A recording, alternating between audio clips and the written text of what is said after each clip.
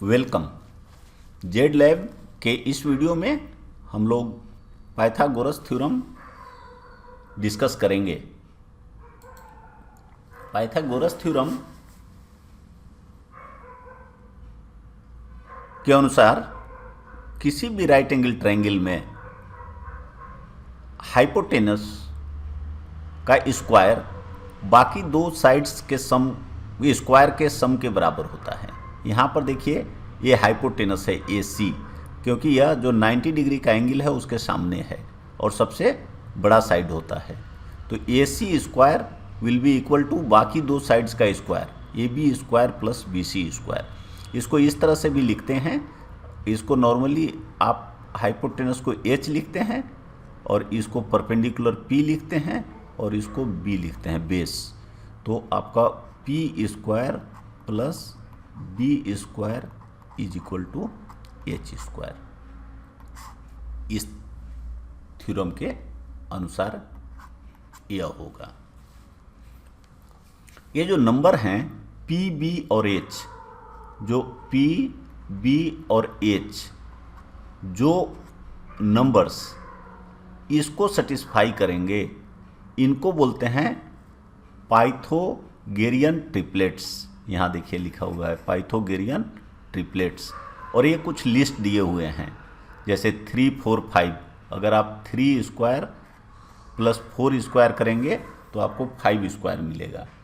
5, 12, 13, 7, 24, 25, इस तरह से ये जितने भी दिए हुए हैं ये ट्रिपलेट्स हैं।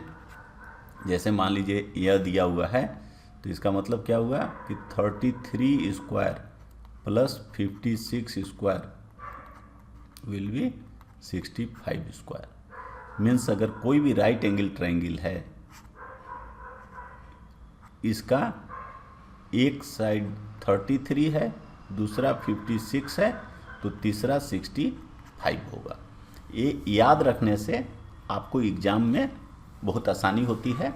अदरवाइज इसको आपको मल्टीप्लाई करके फिर स्क्वायर रूट निकालना पड़ेगा, ऐड करना पड़ेगा, फिर स्क्वायर रूट निकालना पड़ेगा, तब आपको एच का वैल्यू निकलेगा। लेकिन अगर ये याद है तो आप बहुत आसानी से निकाल लेंगे।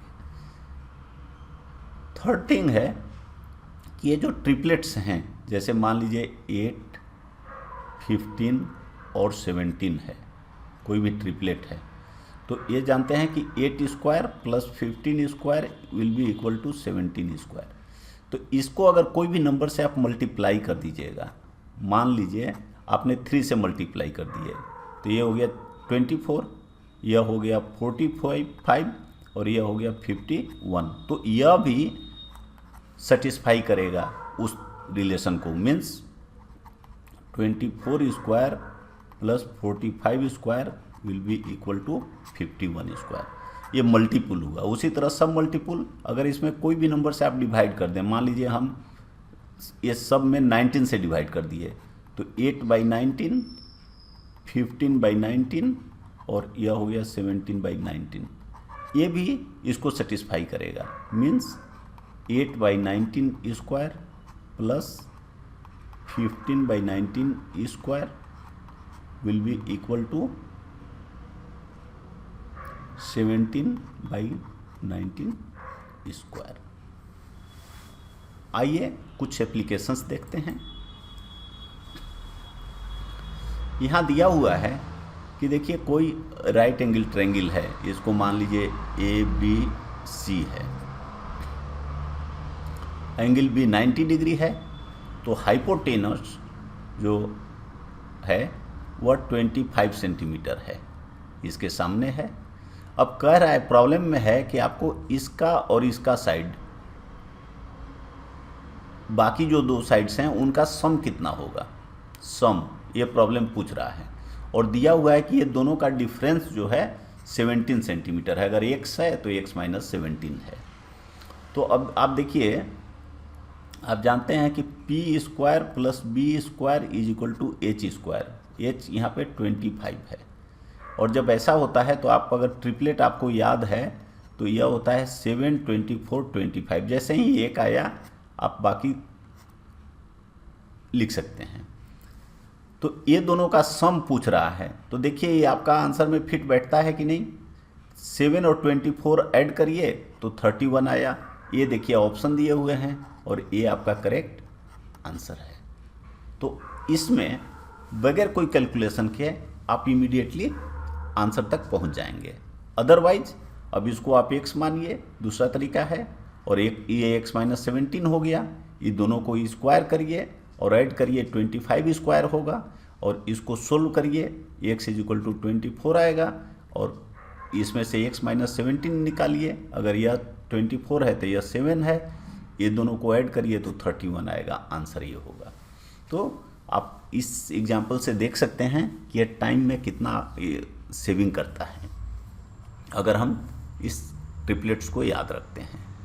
सेकेंड आइए देखिए, कह रहा है कि ट्रायंगल ABC इक्विलेटरल ट्रायंगल है। ये इक्विलेटरल का आप जानते हैं कि तीनों साइड बराबर होता है, यह भी 20 है।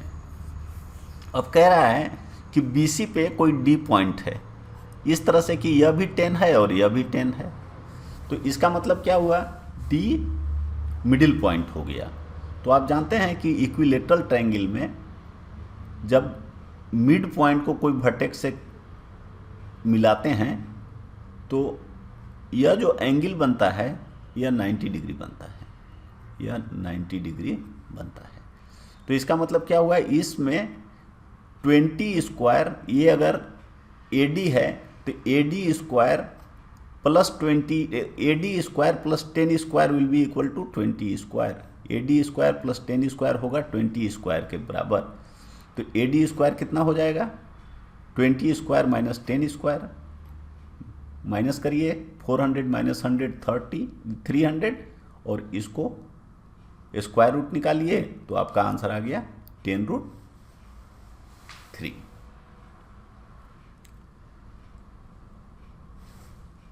Thanks, good luck.